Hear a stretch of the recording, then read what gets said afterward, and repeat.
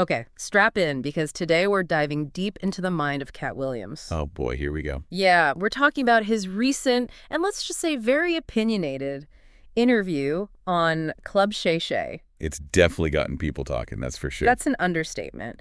What I find interesting about Williams is how he connects his comedy, his style, to this, unwavering pursuit of truth. Yeah, and that's what makes it so compelling, you know? Totally. It's like, how far can you take this idea of truth before it starts getting messy? Which, spoiler alert, it does. Accusations, rivalries, behind-the-scenes drama. We're going deep. Buffalo up. So for this deep dive, we've got a stack of articles, that interview transcript, and even some of your own notes on, the history of stand-up. Yeah, I mean, we got to provide context, right? Exactly. Can't just take Williams's word as gospel. So we're going to, unpack his claims, analyze his comedic style. And maybe, just maybe, learn a thing or two about the cutthroat world of stand-up comedy. Because it wouldn't be stand-up without a little blood on the stage, right? Absolutely. So where do we even begin with this guy? It's like every other sentence is him calling out another comedian. He doesn't hold back, that's for sure. This Friday After Next story with Ricky Smiley. Perfect example. Oh, yeah, that's a good one. For those who haven't heard it, Williams basically says Smiley was never supposed to be Money Mike. He even throws in that detail about making Smiley wear a dress. Which is a pretty wild thing to say publicly if it's not true. Right. Like defamation lawsuits, anyone. But, I think instead of getting bogged down in this whole he said, she said thing, this story tells us something really important about how Williams views his craft. Oh, absolutely. It's not just a job for him, it's personal. He emphasizes that he rewrote Money Mike's lines, shaped the character's look. Basically took ownership. Exactly. It's his artistic expression, his truth out there on screen. And he's very protective of that. Which seems to fuel a lot of these accusations against other comedians. He doesn't just accuse Cedric the Entertainer of stealing a joke.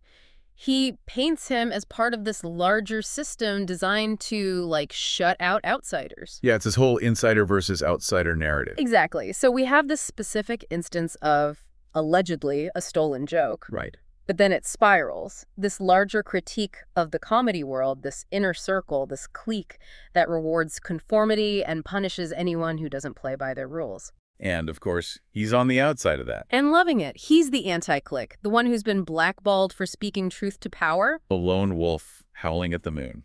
But even when he's accusing Cedric, Steve Harvey, Ricky Smiley of being in cahoots, he does this interesting thing where he contrasts their behavior with his own approach to mentoring, younger comedians. He wants to be the anti-gatekeeper, I think. It's like he's saying, I'm the real deal and I'm using my platform to uplift others who are also about the real. But of course, this wouldn't be a Katt Williams deep dive without things getting a little, shall we say, confrontational. His description of his encounter with Wanda Sykes is a masterclass in shade. Yeah, he does not hold back. He claims she ambushed him with personal attacks after promising a friendly interview.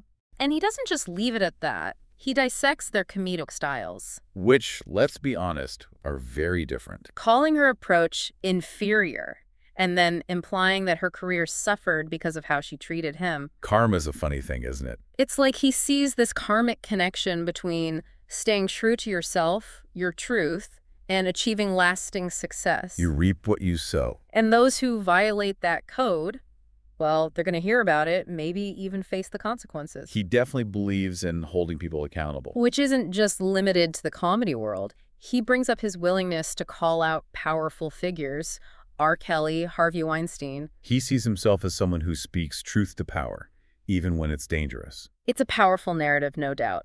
But it also makes you wonder, how reliable a narrator is he? Right, we only have his side of the story. That's what makes this deep dive so fascinating.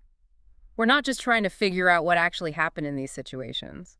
We're trying to understand the mind of a comedian who views truth as both his comedic material and his personal code of conduct. A dangerous combination.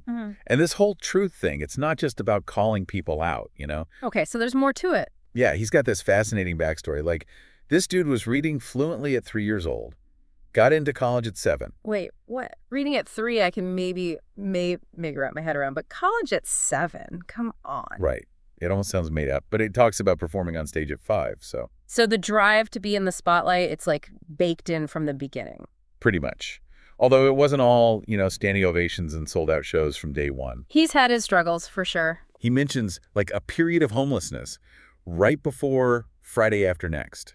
Wow. I mean, I know a lot of actors have those starving artist stories, but still. To go from that to, like, Money Mike. And even when he's talking about something as tough as homelessness, he brings it back to truth. How so? He spent that time interviewing other homeless people. For jokes. He says he wanted to understand their stories, and he realized a lot of them were successful once, made one bad decision, and boom, everything falls apart. That's a reality check, man. No matter who you are, it can all disappear so fast. And he uses that experience to explain, like, his thing about drugs. He saw addiction firsthand. It solidified his decision to just steer clear. Can't argue with that. Even when he's talking about these rough times, there's this, like, underlying humor. That's the mark of a true comedian, I guess. Finding the funny, even when it's rough. Totally. Like, he talks about his teeth falling out, needing surgery, serious stuff, but he finds a way to make it funny. He's like a comedic cat, always landing on his feet. Right. And speaking of, he says having a kid was a turning point. Responsibility will do that. He needed a stable way to support his family, and that's when comedy went from, like, a passion to his everything. I mean, it makes sense. The guy's naturally funny, but even he had to put in the work to make it big. Oh, for sure. He talks about this comedy competition. Prize was opening for Jeff Foxworthy, Larry the Cable Guy, big names. Huge. And he's honest about the fact that he was out of his league. Said he had a lot of catching up to do. No way. Katt Williams studying other comedians? That's wild. He said he'd watched their sets like 10 times in a row, analyze their jokes, delivery, everything. That's some next level dedication. Right. He even said it forced some comedians to, like, up their game, step up or get left behind. He's not exactly known for being, shall we say, gentle with his competition. No, not really. Yeah. But even when he's trash talking, there's this underlying respect for the craft. It's like he's saying, this is serious business. You got to come correct. Exactly. And this is where his whole thing about authenticity comes in. He talks about tailoring his shows to the audience, churches even. Hold on. Clean sets. Katt Williams. He says it's about understanding the room, connecting with anyone, anywhere, having range. So it's not just about being funny. It's about being real. Exactly. He's saying, I can make you laugh no matter who you are, where you come from. Yeah. And you see that in how he talks about creating characters. Money Mike, for example.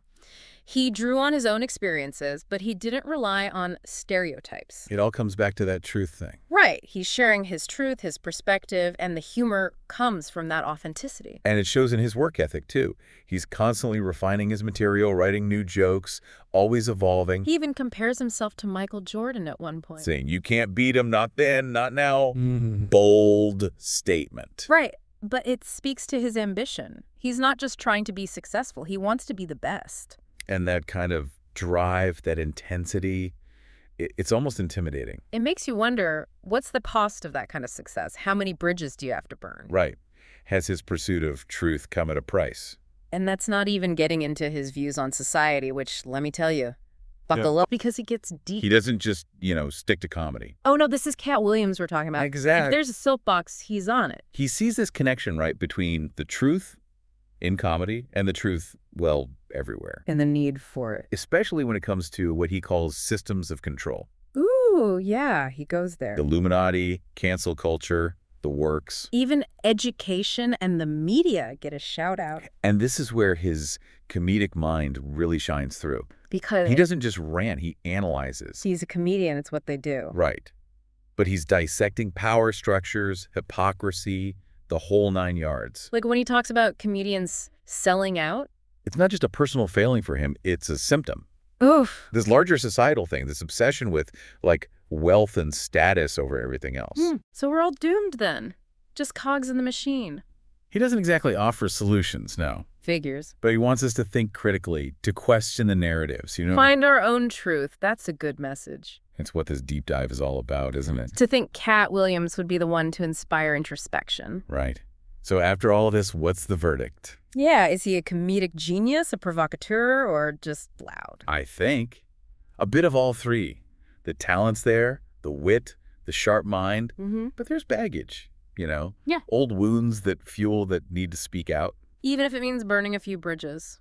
Maybe that's what makes him so interesting, though. How so? He's not afraid to be vulnerable, to show flaws, even while he's calling out everyone else's. It's like he's saying, hey, I'm messy, but at least I'm real.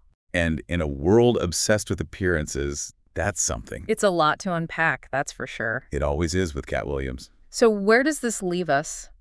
What are we supposed to take away from all of this? That's the question, isn't it? The million-dollar question, and I don't think there's one right answer. Exactly. It's about finding what resonates with you, what challenges you, and leaving the rest behind. Like panning for gold, you know? You sift through the dirt, the rough edges. And sometimes you find a nugget of truth. Maybe that makes the whole journey worth it.